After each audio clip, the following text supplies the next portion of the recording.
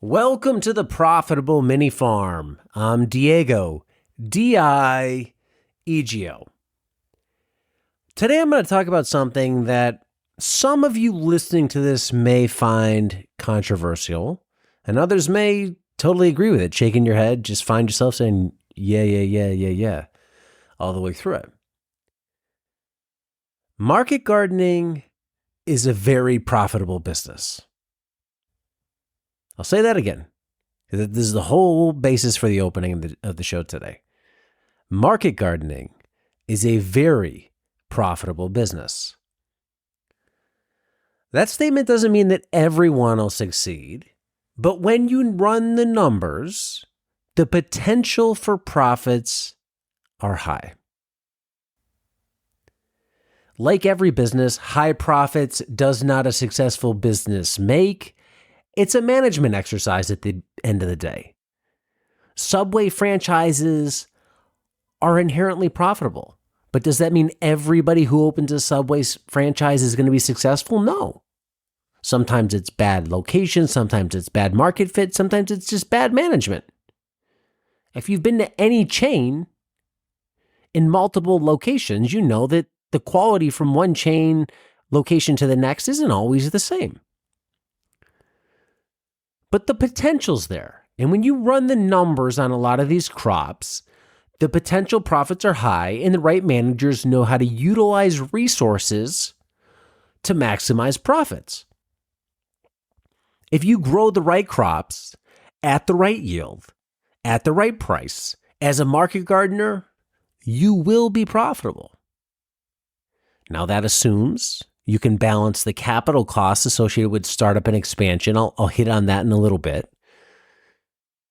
But crops like Salanova, probably one of the, if not the most common market garden crop, can yield over 70% profit margin. That means I'm making 70 cents on the dollar. I sell $1 worth of stuff, I pocket 70 cents. That's really, really high. A grocery store might make 3% on some of their stuff. They're in the volume game, you're not. I wish I could make 70% on tools. Not even close. So you could make this on crops.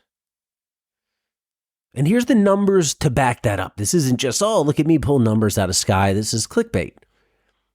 If we look at an example, 30-inch by 100-foot bed of Salanova transplanted using paper chain pots, here's how the numbers break down. Using conservative numbers, too. Total yield, 100 pounds. Sale price, $7.50 per pound. Total costs, which I'll break these down in a minute, $225, which means we have a total revenue on the bed of $750. Total cost, $225. We profit $525 or 70% profit margin. I get this is audio and there's a lot of numbers here and people's heads are spinning or they're trying to track this while they're driving and doing other things, but just look at it this way. We're going to yield or we're going to net in revenue how much we make off the bed, over $700. I don't think that's crazy. 100 pounds per bed, that's a reasonable yield for Salanova. Whether that's one or multiple cuts, $7.50 per pound, that's okay. Most people are in that range. And then total cost, $225. Well, how do you get the $225? Because that's really the key, right? If we sell it for $7.50, the cost makes all the difference in the world in terms of profitability. Well, after last week, we talked about dollars per day in the field as a quick way to say, hey, is this crop worth growing or not? Well, I want to come up with a simplified cost accounting measure. And this is simplified cost accounting. I realize a lot of people do not like to do accounting and math, so let's simplify this as much as possible. This is I used to sit on the couch and watch Maury Povich and Jerry Springer while eating Cheetos all day, and now I get up and I walk to the mailbox twice a day. This is a first step in a new fitness program. In this case, the fitness is your books. So this is the simplified accounting. And sure, there's multiple layers you can go beyond this and get it much more specific. But let's get our hand out of the Cheeto bag and start crunching some numbers. To simplify for math for people, I allocated costs as follows. And I think you could do this with pretty much every crop that are low labor costs. So not tomatoes, things like that. Field crops. Labor, 5 hours per bed. That's labor, soup to nuts, start to finish, from seeding to when that thing is sold. 5 hours per bed. This is just one bed. At $25 per hour labor rate, that's probably high for a lot of people. If you're a legal business, your labor rate is probably lower. But then you have the added cost of employing someone. So this may skew a little high. But I think that 5 hours, that covers seeding, nursery ops, transplanting, cultivation, harvesting, wash, pack, and selling. I don't think 5 hours is crazy, but you'll see that's not going to make a huge difference anyway. The total inputs per bed, $100. Seed, paper chain pots, amendments, packaging materials, those types of things. Salanova is one of the more expensive crops because the seeds are around 6 cents a piece. You're going to use 750 seeds per bed. You're like $45 in seeds. Carrots and everything else, much, much lower. But total input's $100 per bed per crop. I mean, it's just one rotation in that bed. I think that's high. Again, so our $225 per bed is just a rough, let's throw some cost at this bed. I think that's conservative. And I think these costs should more than account for the true cost associated with growing just one bed of Salanova. Adding an extra hour or two of labor is not going to move the needle much. So if you're like, oh, Diego, 5 hours way too low, it should be 7. Fine. Add the extra $50 in there.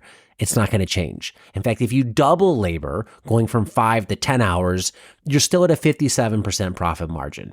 Still crazy high. So labor is your big variable in this on the cost side. So the less labor or the lower the labor rate, the more money you're going to make. It's not inputs. And if you use this formula on most of your low labor crops, again, not tomatoes, then your profit margin is going to be in the ballpark. It's going to be reasonably accurate. If you're doing nothing, this is better than nothing. If you're working for some Fortune 500 accounting firm, they're going to look at this and laugh. I get it. But hey, this is to help the do-nothingers do somethinger.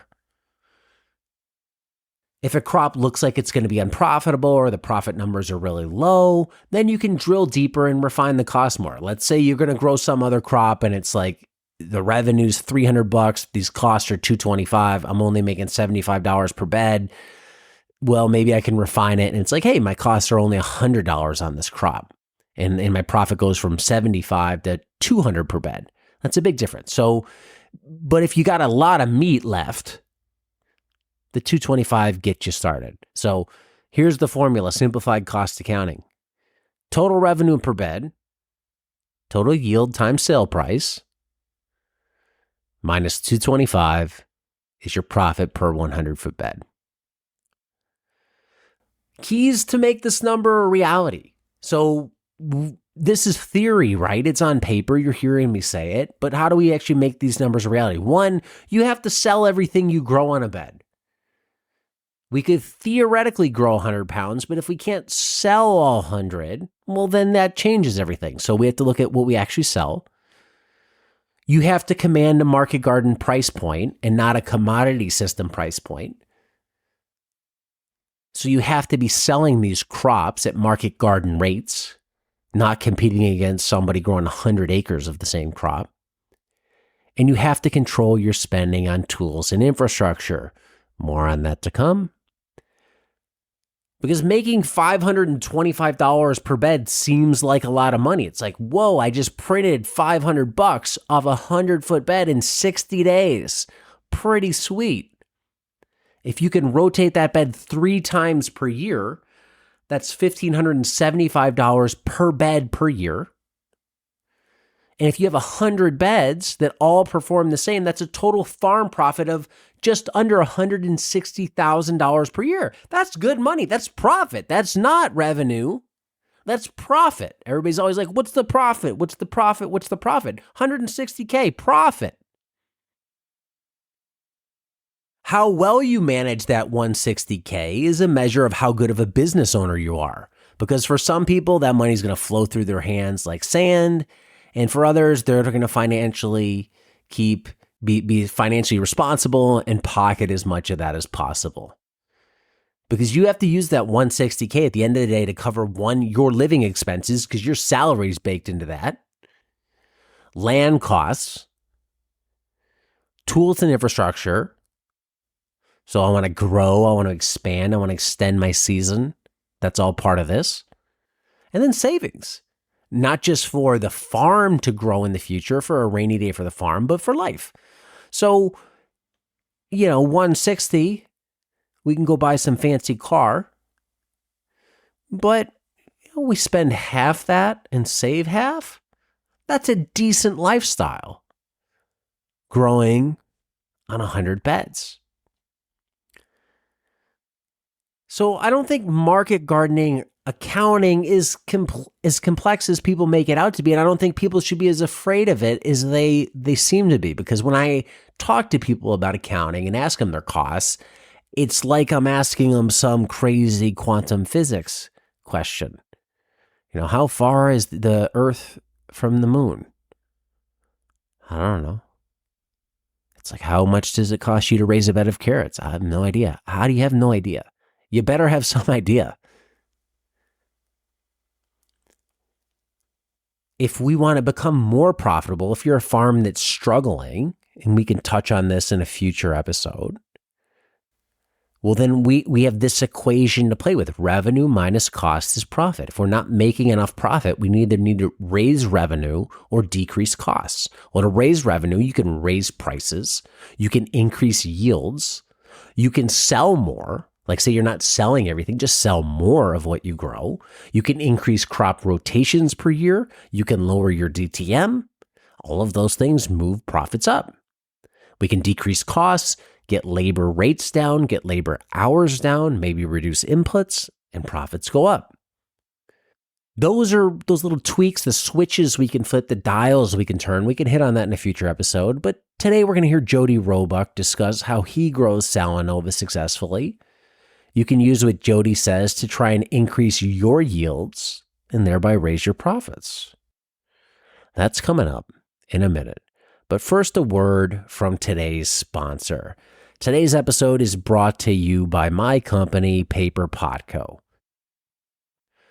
Over the past year, we've made big strides to add a lot of free resources to the platform. From the podcast to written resources, we have a lot of information out there to try and help market gardeners. There's 2 other podcasts that I do. Carrot Cashflow, which focuses on business just like this. There's Farm Small, Farm Smart Daily. If you aren't listening to those, hey, check them out. We have all sorts of crop notes and growers notes to help you learn how to grow crops using the Paper Pot Transplanter or the Jang Seeder. Things like seeding density, what plates to use, yields to expect, just to help you crop plan. We have the Josh Satin Market Farming course, which is totally available for free on YouTube. We have written guides to that available on the website. So there's a lot that we have to offer. If you're looking for a question when it comes to market gardening, you want a resource, odds are we have it available at paperpot.co. If you're looking for something that's not there, email me, diego@paperpot.co, and we'll put something together for you. Thanks for listening. Let's jump into it. It's farmer Jody Roebuck of Roebuck Farm on Salanova. To start it off, we're going to look at Salanova. It's probably one of the most commonly grown, if not the most common market grown crop out there. So when you look at this, Salanova, we start at the very beginning. 2 ways to plant this because you're not direct seeding it, paper pot, and then transplanting by hand. How do you guys do your Salanova? Historically, it was always transplanted by hand, and the last couple of seasons it's been paper pot during the summer growing season as well. So we're doing both. If we Kind of go a mix. to hand transplanting, what did your nursery setup look like for establishing plugs to hand transplant? So our nursery is the same propagation area in the microgreens house, although we don't continue growing them in there. But we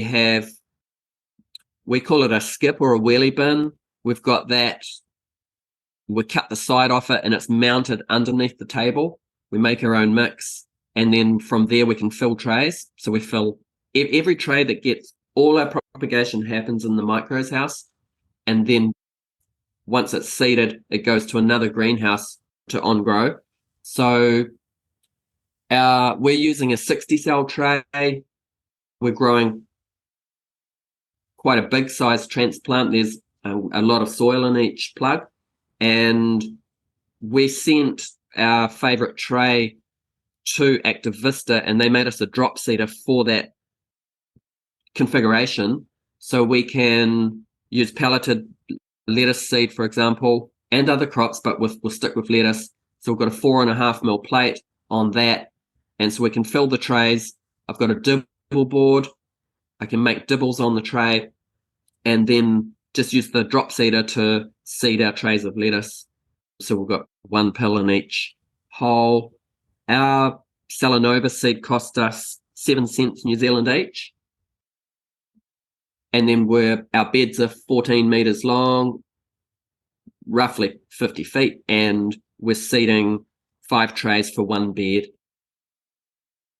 For the direct seeded crops, when you're growing in those 60 cell trays, what is the time in nursery for those? In summer, it takes us 3.5 weeks to grow a lettuce transplant. We grow it year round, and in winter, it takes 7.5 weeks to grow a lettuce transplant.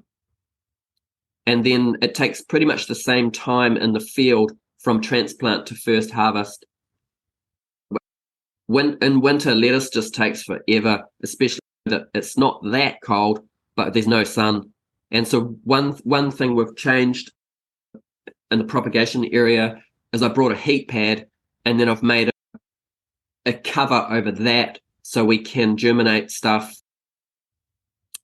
and just keep it a bit warmer, especially as it germinates. So we're mainly doing that cukes and tomatoes in spring, but we're looking at doing that through winter with lettuce as well, just to get them going a bit quicker.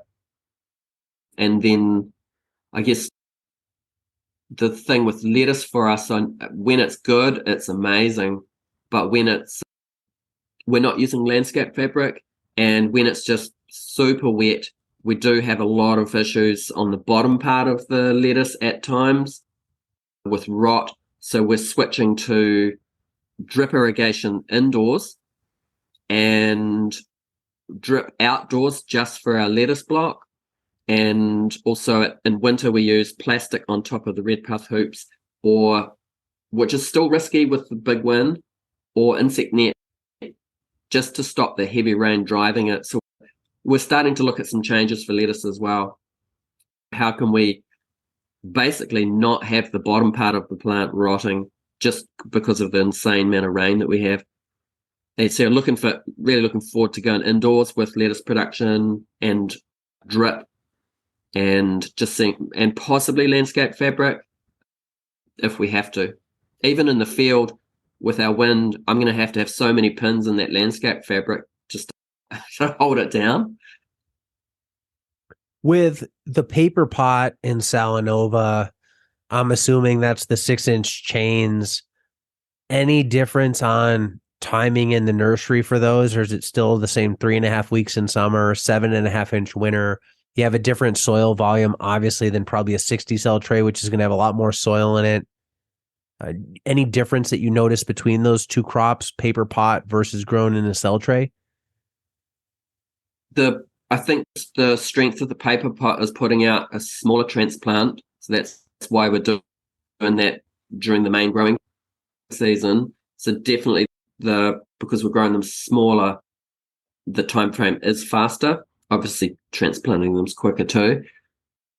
We don't really use the paper pot for lettuce outdoors in winter, but with the new greenhouse up, I can see us using that year round indoors as well.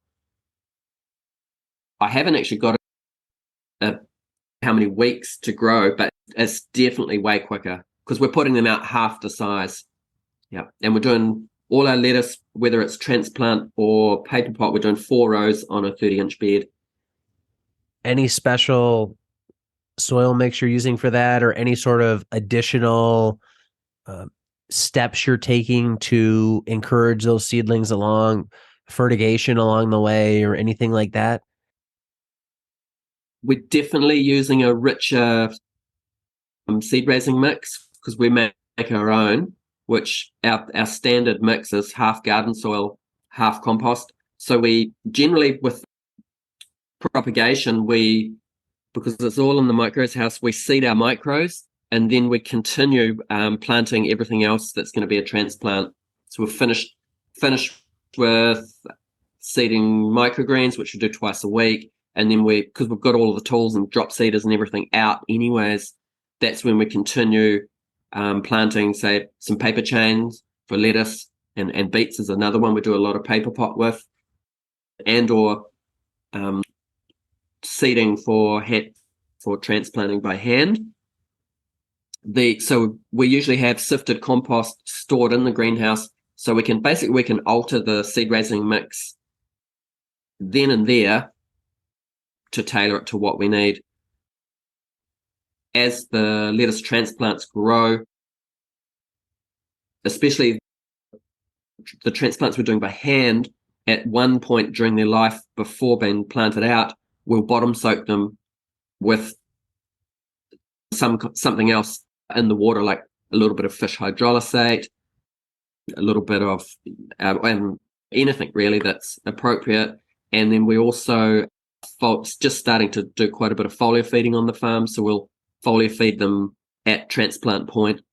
In winter, we'll also, because they're taking so long too, we'll foliar feed them while they're still in the tray.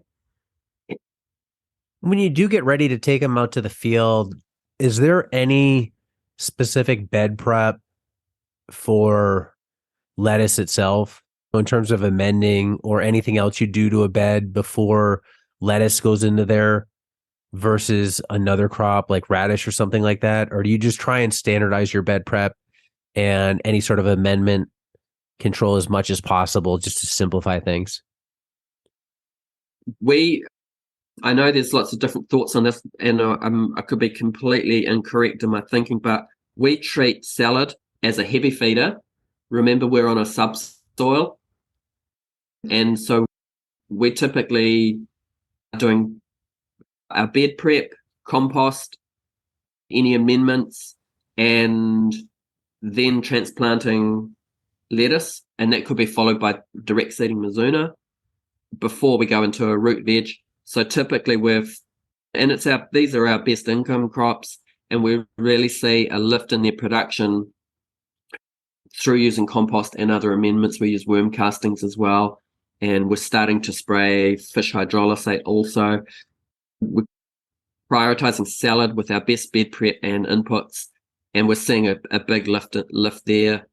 But I know a lot of people consider salad as a light feeder. We're actually treating it as a heavy feeder, probably because we're on a subsoil. And yeah, we're generally doing the bed prep, making sure that the bed's hydrated, and also bottom soaking the 60 cell tray of lettuce before transplanting out. And so we're able to, especially with our weekly average week, it's wet, so we've got to choose our moment to be able to do the bed prep and transplant. But when it is hot, that's when we've got to do a lot of tasks on the farm. And so we're transplanting in the heat of the afternoon. I know it's not as hot as a lot of growers that may be listening, but we've got huge 80% humidity, and 22 Celsius feels like 32 Celsius in California because of our humidity and problem we have with the ozone here. Like our burn time for human skin is 10 minutes and you're sunburnt. So that's quite a stress for the crops. So we're finding by bottom soaking, we're able to create a bigger window for when we can plant out, and we're not really having any casualties, even planting out in our hottest day or afternoon. Just rather than putting the plants out and then needing to hydrate the bed considerably when it's hot and humid. So that's been our strategy. When you go to hand transplant, you're pre-wetting the bed to help the transplants establish themselves before you go out into the field. Doing it by hand, moisture, not necessarily an issue in the soil. If you do that same strategy at the paper pot, I could see too wet of soil being an issue when you go to transplant, just manipulating the transplanter throughout the field. Do you have to treat your soil moisture differently when you're doing a paper pot Salanova bed than you would a hand transplant bed? Yeah, we've been using the paper pot. I'd say this could be our third season. We're still getting to know it. So we've created pretty deep, soft soils, and it's been, I'd say, we've taken our time to get to know how the paper pot works for us. And we started with the TerraTech model, which is very heavy. It's 20 kilograms, and that on our soft soil would make a huge furrow, and we couldn't get it to close back. And we switched to the Japanese paper pot model 3-4 months ago. It's a lot lighter. And a tip I got from you, Diego, the piece of steel underneath the chute where the chain comes out, we've bent that down so that the soil closes once the furrow's been opened. So we're still ironing it out, getting to know it, but it's working a whole lot better for us. But where we're at with the paper pot, especially lettuce, but no matter what crop we're planting, we're doing no bed prep. We might be following a direct seeded bed of Mizuna. I'll greens harvest of that, and then I'll tarp it. I'll do nothing to the bed, and as soon as the residual's broken down from the Mizuna, we'll just lift the tarp and come straight in with the paper pot there. And we've found that's the only way we can make the paper pot work for us in a super soft soil. And we're 4 rows with the lettuce, and with beetroots with 5 rows. So it's just like your soils, you can have the problem of the opposite. You're at the opposite end of the spectrum of a lot of people, where a lot of people are dealing with hard, heavy soils, and they have to just amend the crap out of it or till the crap out of it to get anything through it. And your soil's loose enough where any sort of bed prep, I mean, you're not tilling, but minimal bed prep makes it too soft where it starts to create issues. Yeah, especially if we fork or tilt the bed. Yeah, even with the lighter paper pot model, we're just really trying to tweak and work out the opening of the furrow and the closing and the depth of the paper chain as well. And that's just another thing here with transplanting by hand. I'm pretty particular about that. And the reason for that is with our climate, if we plant the Salanova too deep, it's just going to rot with all the rain. And if we plant it too proud, it's just going to get blown around in the wind and just about blow out of the ground. So the depth, whether it's planting by hand or with the paper pot, the depth of the transplant is key. And so we're still just tweaking the paper pot to make sure that the paper chain is just below the surface and that it's not too deep or too proud. And yeah, I guess that's, every farm's so different. That's been our learning curve with the paper pot. We've just been taking a time with it to really get to know how it works for us. And that's definitely something everybody's going to have to take on when they use that tool. It's not a drill. that you can pull out of the box, throw a bit in, and drill a hole. Like it takes nuance to get used to how big are you, how strong are you, what's your soil like, what's the moisture in your soil like, all those types of conditions. When you hand transplant, is that also 4 rows per bed at a 6-inch diamond spacing? Is that what you're going for in that? Or do you do something different? The paper pot, you're 4 rows with a 6-inch chain. What do you do when you hand transplant? The same? Historically, I used to do the John Jevons triangulated up until I think 2018, when I guess that's when I really started using the wire hoe. And the kind of, again, the challenge here with the wire hoe and surface cultivating is you can't do that in the rain. So we've got to choose our moment when the surface is dry enough and the weeds are small enough to use the wire hoe. So now we're planting on just straight lines on a square configuration on a 75 centimeter bed. So we're planting our outside lettuce rows real close to the edge. And so we're marking the bed and then coming down. I pop out all of my plugs or transplants or starts, whatever you call them, first, lay them all down, and then I come down and transplant them in by hand. Just anecdotally, just from visuals of looking at it, what have you noticed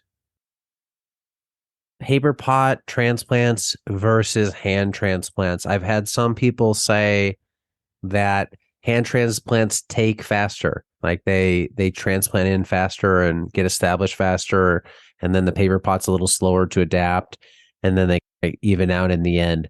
What have you seen, if you can compare them, just going off memory? Definitely by planting by hand, we're putting out a much bigger transplant. And with the transplants, we're looking for 2 things. First, I'm looking at the bottom of the tray when the roots just appear. And the trays that we use, they're a German tray. They're called Quick Pot. We use a 60 cell tray. I think the code is QPD60. The underneath of the plug, the hole's big enough that you can just pop the plug out with your finger. I think there's very little disturbance or interruption for the root growth by planting by hand. We're definitely putting out a bigger transplant during our off season, let's say. The paper pot in summer has been really good with just the speed that we can plant, and we're still doing 4 rows. I think it's not such an issue in summer where the growth is so much quicker than winter as well. We haven't paper potted undercover indoors yet. We don't have the greenhouse space for that, but that's coming with a new build this year. So I'm looking forward to just seeing how that works, and we're leaving enough setback in the greenhouse to be able to use the paper pot to turn around. Another, just a random thought too, is the seed and germination. If we have seed that's not coming up 95% or more, that's where we'll choose to propagate it by hand and transplant, because we're only putting out the survivors. We really need a good germination in the paper chains, and so we're always making, as soon as we see the germ drop, we'll change back to planting by hand anyways. And after doing about 40 types of Salanova, we're only currently doing 2, just a classic green and a classic red, and we're still seeding them and planting them separate. And I'd love to be at a point where we just combine the seed, drop seed it in the paper chain, and plant the different colors in the field. But we're still seeing just different responses to our crazy rain and also the growth rate. So I think the future for us is going to be lettuce undercover more of the year. And usually I don't have any lettuce indoors this time of year because the tomatoes need that space. But I can see as we scale with the new greenhouse, it's going to be, we'll be doing a lot more salad indoors. Once those crops are established, how big of weed pressure do you face We've got weeds everywhere. I think the one challenge is once a weed's established, I prefer to deal with that by hand. When it's super tiny and the root is a single thread, that's the job for the wire hoe. But as most growers would know, you can't use the wire hoe in the rain. And so we don't have many days of the year or many hours where the surface is dry enough to use the wire hoe. I really like those tools, and I like I don't know the name, but the wire hoe that has the gap in the middle for going around smaller crops like small coriander and that, where I'm enjoying that too. What I'm typically doing is hand weeding and then surface cultivating after. So yeah, we do a lot of hand weeding, and some people say, oh, your farm looks tidy, you don't have any weeds. We've definitely got weed pressure. If I walked away from the farm for any amount of time, it would just be chaos, total mess. And we started on what was a pastoral field with a lot of variety in there too. When it's dry, wire weed, but otherwise you got to let the weeds size up a little bit and hand pick them out amongst the Salanova. Yep. And I'm really big on technique, and same with my crew, that we're not just pulling the tops off, we're getting the root crown out so they don't regrow. And I remove them and they go in the compost. Same with our paths. If I hit the paths with a push hoe, I need to pick those weeds up because we don't have enough heat units for the weeds to die in the field once they're terminated. They just regrow, and then you've got to do the job again. Sure. Yep. We're manually pulling stuff out of our job. The trade-offs, I think, it's work. I'm not the tallest guy. I'm built for doing the groundwork. So I'm pretty efficient at cropping out beds, weeding beds, cleaning beds and paths. The trade-off is it's labor and it's not putting money in the bank account, pulling a weed out. But the way I'm looking at it at a small scale is we want to have our beds planted continuously. So if I harvest a bed of, let's say, baby Mizuna, I could crop out the root crown, do nothing to the bed, and be transplanting within 40 minutes after harvest, be back in with the paper pot, hitting a bed of lettuce in there. So we'd like to really keep our beds just planted. So at the moment, we're 3 weeks from the longest day. I have 7 beds under tarp. We've got 130 beds in total. Every bed's planted. What was harvested, what comes out on harvest day, we want to be back in there as soon as possible when it's not raining, just to get it replanted. That kind of our planning is just keep planting and tracking our DTMs as well.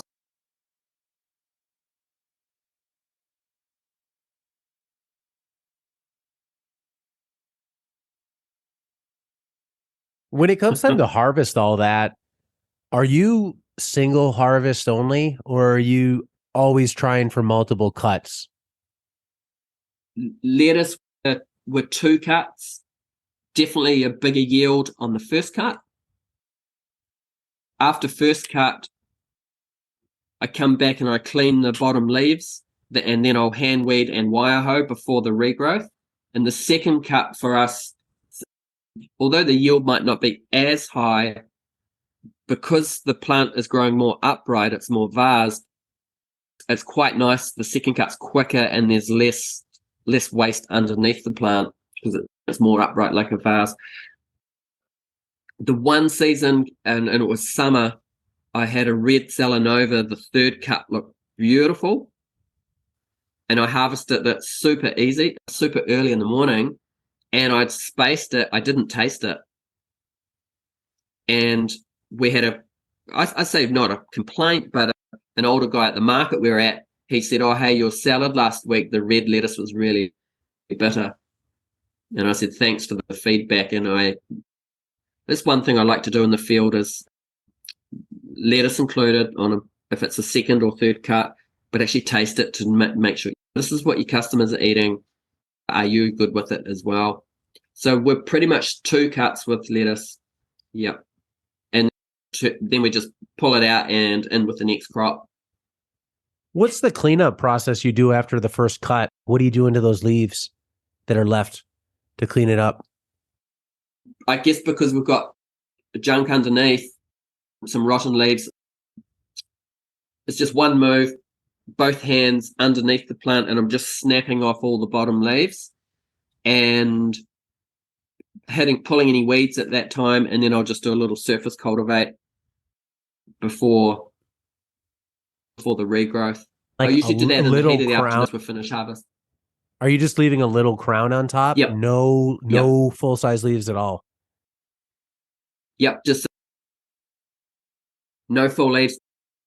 Just the leaves that are cut and the growing tip, which I've cut above. Yeah. Okay. Yeah. So moving on from harvest, they're harvested. We've talked about wash pack a little bit in some previous episodes, but they go in your lettuce. It can be dirty. You double bubble it potentially twice to get it nice and clean. It goes on the fan. And Salanova itself, at that point, are you mixing it? Is that where you'd mix it with other microgreens and other greens to make your salad mix? Or once it's double bubbled, dried through a spinner and then on a fan, what do you do with it from there before it goes into the package? If I look back to when we first started in retail, we used to do cut lettuce as just straight lettuce. And then our second type of salad was lettuce mixed with baby Mizuna, and we called that salad mix. We weren't growing microgreens back then, so this is our first season with sales.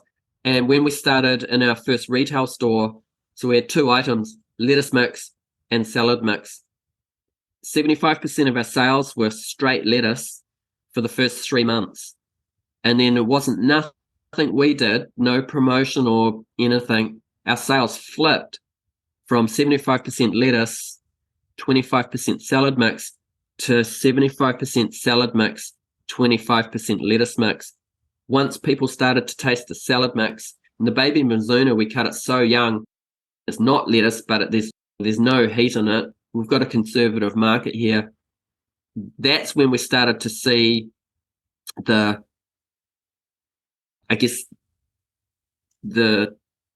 interest in the salad mix. And the following year, going into winter, we had all of our hand transplanted lettuce on succession, like a lot of beds with hoops and plastic. And we had 120 kilometer easterly pick up, and within 10 minutes, I had 30 beds just destroyed. Even with the red puff hoops, when we're skinning them with plastic, we put the hoops closer together, so 1.5 meters apart, and I've got like a tether that you can use to tie a goat or a dog to. We're using tethers at the end to really tie down the plastic like a cocoon, a caterpillar tunnel. Not fun. We lost 30 beds of all our lettuce on succession going into winter, and it wasn't raining, it was just windy, and the crops were burnt. And that's when I basically switched to using insect net for lettuce in winter. We always have a couple of beds of plastic on, but if we know the wind's coming, we just remove them, put insect nets back on.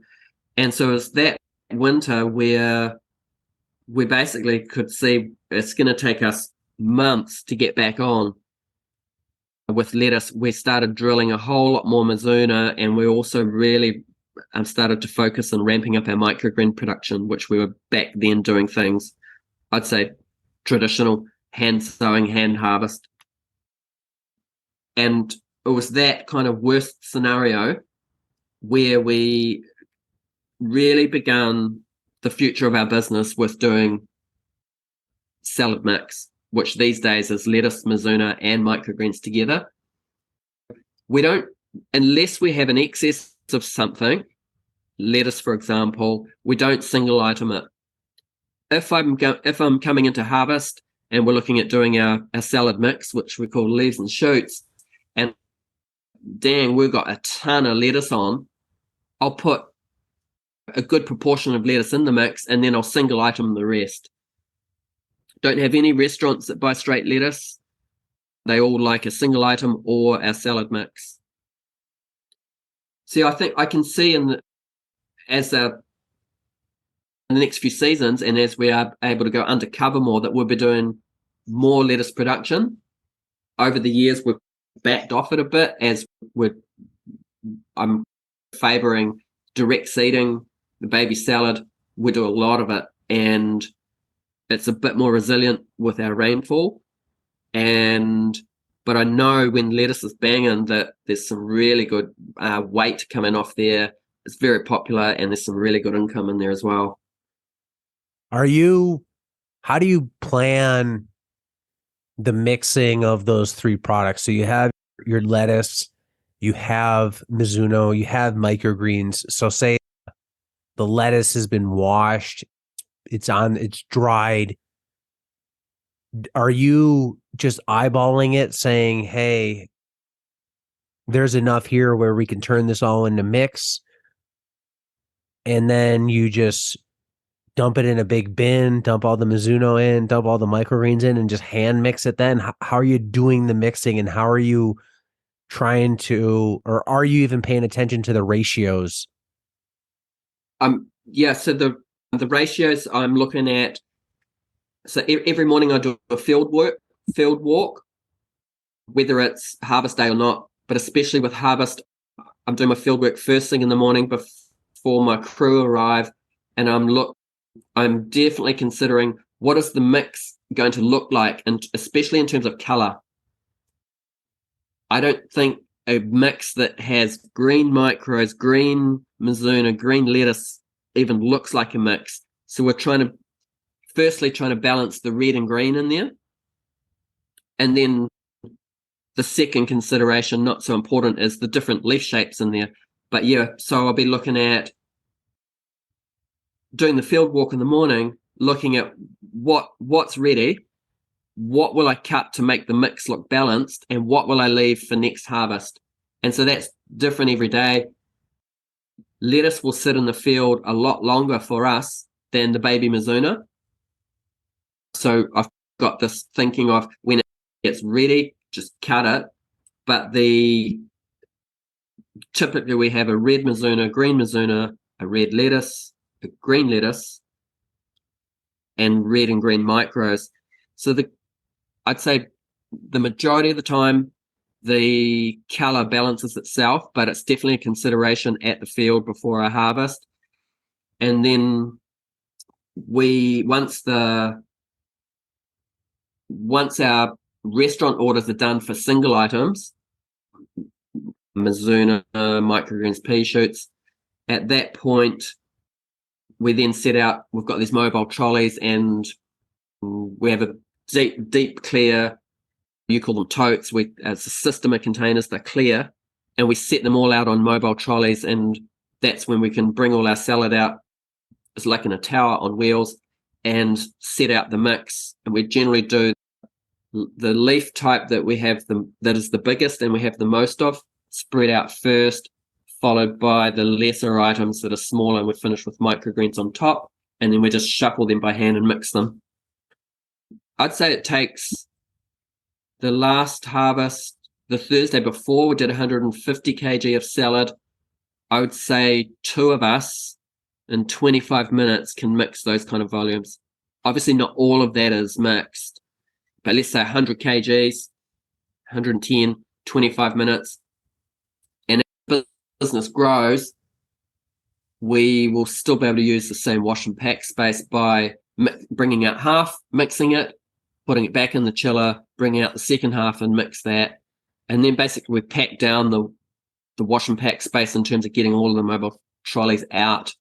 So we've really tailored the wash and pack for the mix. And that's all just done on a big table? I'm really open to... And that's just all done on a big table? Aluminium trolleys on wheels. So that the second mixing trolley, only comes in to do the mix, and then it gets wheeled straight back out. Yeah, so we can really change around wash and pack with the mixing trolleys and the wheels and everything as well. What are the unit sizes that you bag that mix into? Restaurant, 500 grams, and retail, 150 grams. And then it's bag it, put it back in the cooler, and then it's ready for delivery. And I think the other thing, typically on harvest day for salad, by the time everything's washed, dried, packed, I'm on deliveries. But occasionally we'll, what I call, do a rollover harvest where we split the salad harvest into 2 days, especially when times are tough or the weather's just not working with you. We'll have to pick our moment for when we can actually harvest the crop. Like lettuce, as you all know, has to be first thing in the morning. We can wash and dry some of the items day one of harvest and park it in the chiller. But with our humidity, I'm not sure if others would identify this, but our chiller responds really differently with different weather. When it's medium temp but huge humidity, the chiller works way harder. And so any salad that stays overnight in the chiller during humid weather, the next day when we bring the salad out, there's so much condensation inside the tote, as Americans will call it, or the container, that we dry the edge of the container, and there's a lot of moisture sitting on top of the salad, and we don't touch it. We put it underneath the fans just to really do that final adjustment on the moisture before mixing and packaging. And we see a huge increase in our shelf life by working like that. So especially in the cold and humid times. And wash and pack's pretty fun to work in when the weather's super crusty outside. Yeah, I bet, right? Made it pretty comfortable. Yeah. We've got a saying in New Zealand, it's raining cats and dogs. Today's episode is brought to you by Paper Pot Co. Paper Pot Co. now carries a full line of season extension equipment, including quick hoops, the ultra-portable yet extremely strong low tunnel system. They're strong enough to withstand winds in the field while being versatile enough to be used inside a greenhouse.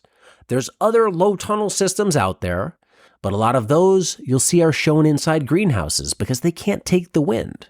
Well, quick hoops are designed to be strong enough to be used in the field and withstand a reasonable amount of wind load. We also carry a variety of cover solutions from insect net to frost cloth to clear poly. Winter's coming, so keep those crops toasty. Extend your season, overwinter the crops using frost cloth or clear poly. If you've been searching for the perfect low tunnel solution, one that's fast to set up, doesn't use sandbags or ropes to hold the fabric down, and can withstand the elements, then check out Quick Hoops and coverings available at paperpot.co. And one quick word before we get back to the episode. Did you know that Quick Hoops are NRCS eligible?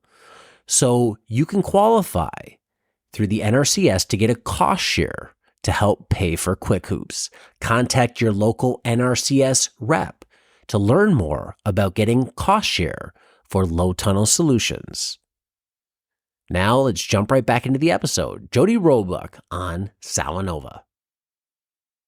We'll get into the salad mix in a future episode in terms of what microgreens are in there and the economics of the mix or something that fascinate me. So I'd love to dig into that in a future episode.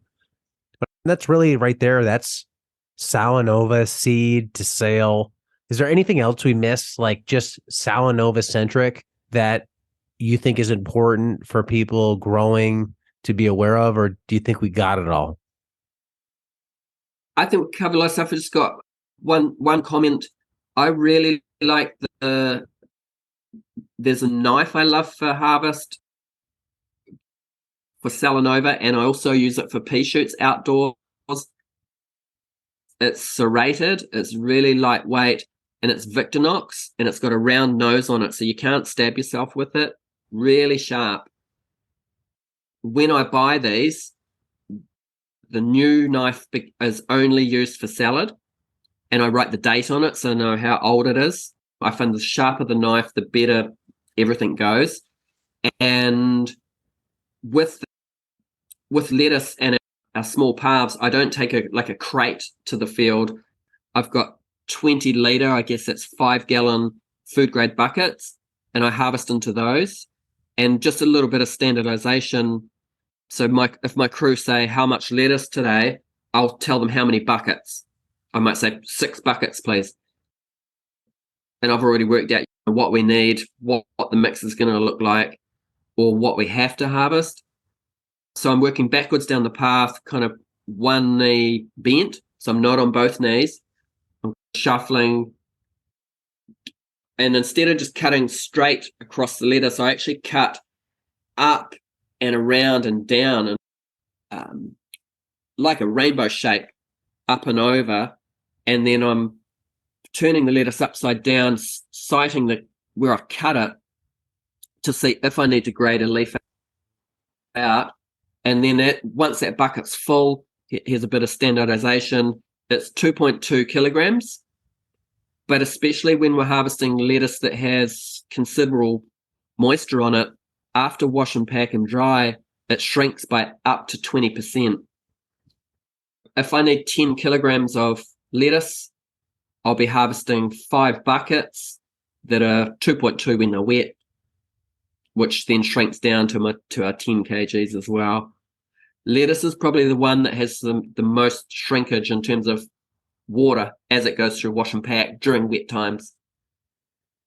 Typically when you harvest, are you taking out a bed at a time, or are you doing partial beds? Depends on the season. Again, we've got that optionality. If it's ready and it has to be cut, we can hit a whole bed. And one thing I like about the salad mix is, I'm not saying farming's easy, but when times are really tough, one crop will always see you through. If something's not ready, or if something's just toast from the weather, there's going to be something else that will prop you up. 2 weeks ago, we had beautiful lettuce on. The last 10 days, our lettuce is really struggling just with how much rain we've had, no sun. And so we've been leaning on the Mizuna and the microgreens for the mix. So yeah, I'll be honest, I've been thinking the last few years that lettuce is just not as profitable for us in our climate as direct seeded baby leaf salad. But I'm motivated to make it work, and to look at how can we increase our volumes, lessen the waste, to be able to do it higher yields, more consistent year round. And it's drip's new for us. We've only just started using it indoors. I've set up a unit of drip for 4 beds outdoors, so I can, especially in summer, plant a whole block of lettuce that's not having sumi soaker on it. It's just got drip. I think that'll be great in summer growing, but in winter, even if I have just drip on there, we're still got to mitigate the above head rainfall and the splashback from the soil on it. So yeah, I want to make it work. I guess for the last few seasons, I've just really been enjoying direct seeding, greens harvesting. It just flies through wash and pack so quick. What's the thought on drip versus overhead irrigation with all the rain? It's just less moisture on the foliage. Yeah, the one thing with overhead and rainfall is obviously you can only treat each bed the same. So we've got our drip set up with a valve on for each bed.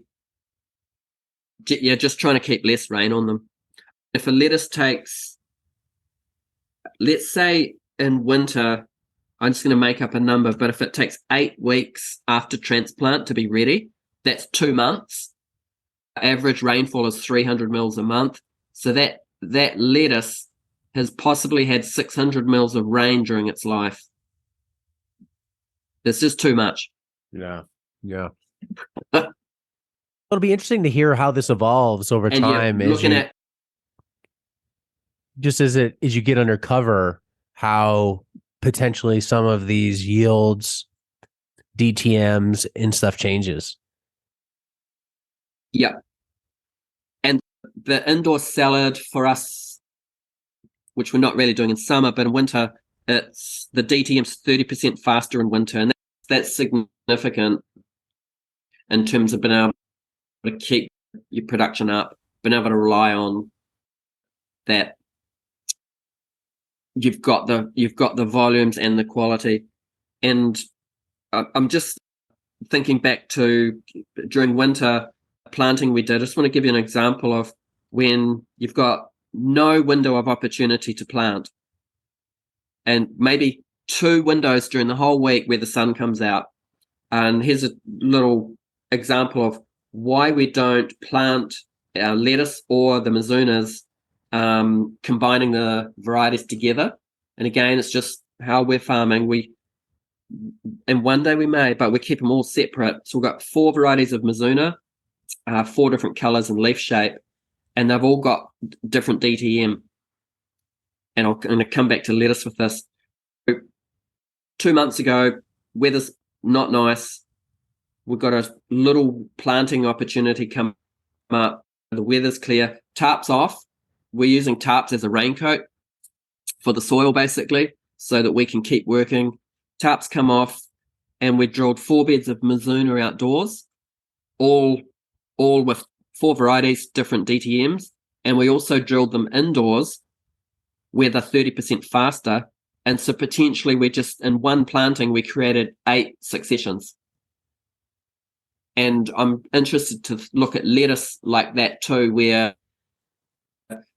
we'll definitely see a different DTM between our red and green lettuce. So if we're transplanting outdoors, a red and a green, and transplanting indoors, a red and a green, same propagation date, but still being able to have, seeing in the field, we've got 4 successions. So we're forced into a position where we have to just plant when we're able to, just totally driven by our weather. Yeah, it's amazing the amount of resilience and adaptability you have to have as a farmer just to deal with this, right? Like, there's no recipe of just do this and it works. It's just everybody's situation's different, and you just got to figure it out. And then you, like somebody like you have years of experience, and then you hit a year like this, it's raining more than usual, and you got to figure out a new problem to solve just when you think you had it all easy. Yeah, I think it's fair to say that all innovation comes from a crisis. Yeah, totally. Yeah, and we're just on the opposite spectrum. We're just on the opposite spectrum of. I'm pretty well versed in dry climate farming. All my travel has been in drier parts of the world.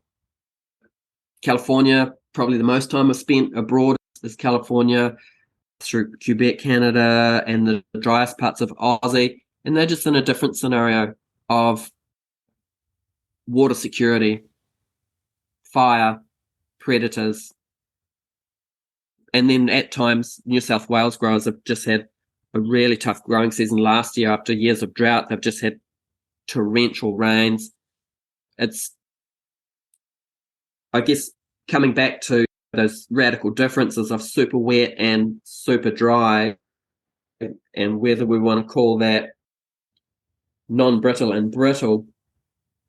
We're going to have a super hot spell and a drought at some point, and then we're going to be in a completely different scenario than we typically are accustomed to. And it's not nice when you're out in comfort zone, but I think that's where Ford Yeah, it just goes to show, or strategy. It goes to show you keep good records. You really have to observe what's happening in the field and try and attribute it to causes. Or what am I doing? How's it affecting production? And make changes that are smart and based upon results that you're seeing, and then just be aware. Because, yeah, like people they're going to hear specifics out of this episode and want to replicate that on their farm. And it's not going to work when it's just more, they have to absorb the thinking that you and all good growers have of, what am I trying to get out of this bed? And what's the best way to get there? Knowing, hey, how has this bed performed in the past? How has this crop performed in the past? What's my weather like right now? And how do I have the best shot to get to where I want to be? And everybody's little computer brain needs to figure that part out given their own situation. Thanks for listening to today's episode. If you want to learn more about Jody and everything that he's doing, check him out at Roebuck Farm. To learn more about the tools and resources that we talked about in this episode, visit paperpot.co. That's all for this one. Thanks for listening. Until next time, be nice, be thankful, and do the work.